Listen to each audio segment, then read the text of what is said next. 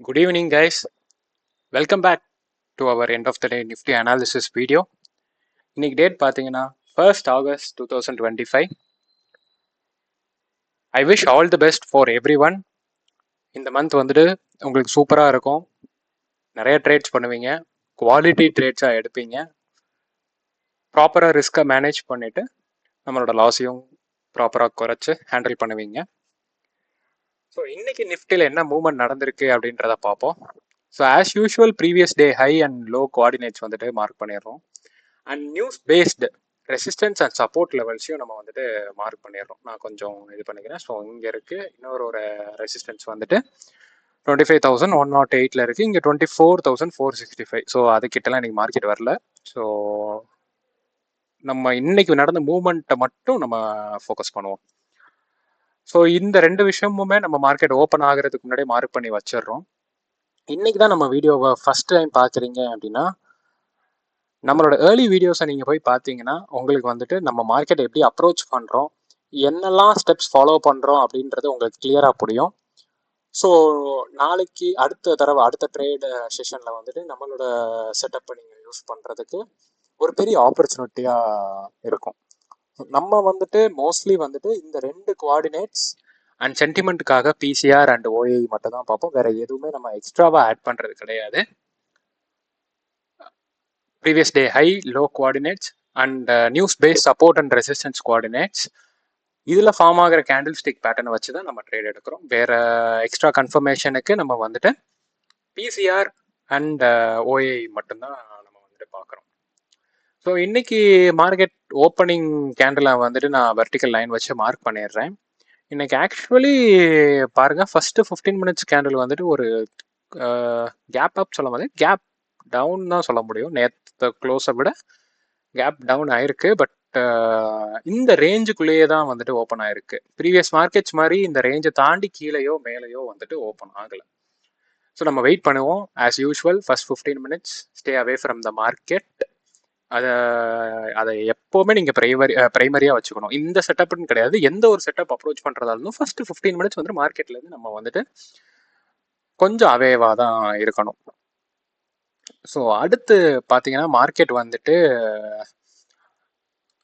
நேராக 24,780 கிட்ட இங்கேருந்து மார்க்கெட் ரிவர்ஸ் ஆனதான். ஏன்னா 24,800 நல்ல ஒரு ஓஏ இருந்திருக்கு. நீங்கள் இங்கே மார்க் பண்ணி வச்சிட்டாலே நம்ம பார்த்துருப்போம். ஓஏயோட சென்டிமெண்ட்டை நம்ம பார்த்துருந்தோம்னாலே செல்லர்ஸ் இங்கே நல்லாவே டாமினேட் பண்ணாங்க.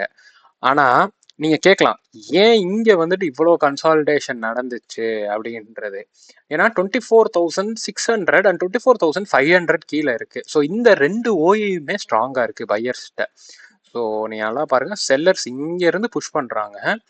பையர்ஸ் வந்துட்டு இந்த ரெண்டு லெவலில் இருந்து 24,500 லெவலில் இருந்தும் புஷ் பண்ணுறாங்க, 24,600 லெவலில் புஷ் பண்ணுறாங்க.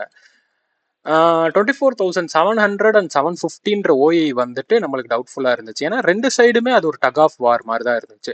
ஸோ ரெண்டு சைடுமே புஷ் பண்ணி இருக்கிறனால தான் இந்த ஒரு மூவ்மெண்ட் வந்துட்டு நம்மளுக்கு வந்துச்சு. ஸோ இந்த இடத்துல நம்ம ட்ரேடிங் ஆப்பர்ச்சுனிட்டின்றதை நம்ம பார்த்துருக்கவே முடியாது. ஒன்ஸ் நம்ம வந்துட்டு இங்கே ஓஏ நல்லா இருக்குன்னு சொல்லிட்டு நம்ம ட்ரேட் எடுத்திருந்தோம்னா இங்கே இருந்து ஃபர்ஸ்ட் இது வரைக்கும் தான் இன்னைக்கு ஆக்சுவலி நம்ம வந்துட்டு எடுத்திருக்க முடியும்.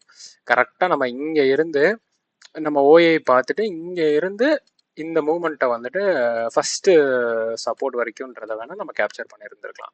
அப்படியும் இல்லை அப்படின்னா நம்ம என்ன பண்ணியிருந்திருக்கலாம் அப்படின்னா இங்கே இருந்து கரெக்டாக நம்மளோட ப்ரீவியஸ் டே லோவும் நம்மளோட ஃபர்ஸ்ட் சப்போர்ட்டும் பிரீச் ஆனதுக்கு அப்புறம் இந்த மூமெண்ட்டை தான் நம்மளுக்கு இன்னைக்கு வந்துட்டு கேப்சர் பண்ணியிருந்திருக்க முடியும்.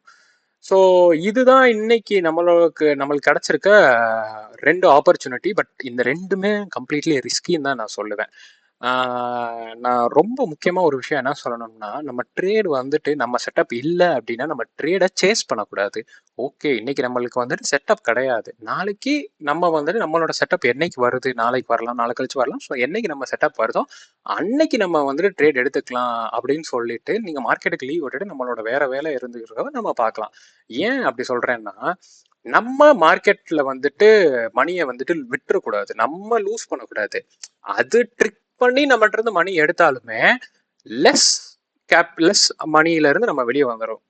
நான் என்ன சொல்ல வரேன்னா, லாஸை வந்துட்டு ரெடியூஸ் பண்ணிடணும். பெரிய லாஸ், சரி மார்க்கெட் ரிவர்ஸ் ஆயிரும்ன்ற மைண்ட் செட் இல்லாம நம்ம மார்க்கெட்டுக்கு கொஞ்சோண்டு ஓகே இந்த இதை மட்டும் நீ வச்சுக்கப்பா, நான் மீதியை வந்துட்டு நான் எடுத்துக்கிறேன் அப்படின்றது மாதிரி தான்.